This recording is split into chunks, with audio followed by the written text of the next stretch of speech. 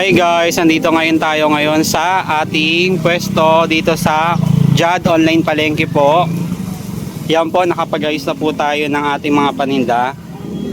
Yan po, meron po tayong new bake, gardenia, meron din po tayong wheat bread, meron din po tayong new bake na wheat bread. May malaki po tsaka maliit po na pagpipilian. Ayan din po ang ating mga bigas na available, na ayos ko na rin po. Pinakamababa po natin is 34. Yan na bigas.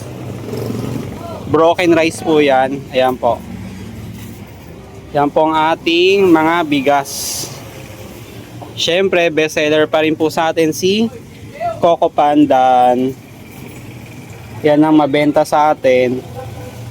Then, yan po, may available din po tayo mga soft drinks. May tinda rin po tayong mga itlog, grocery po.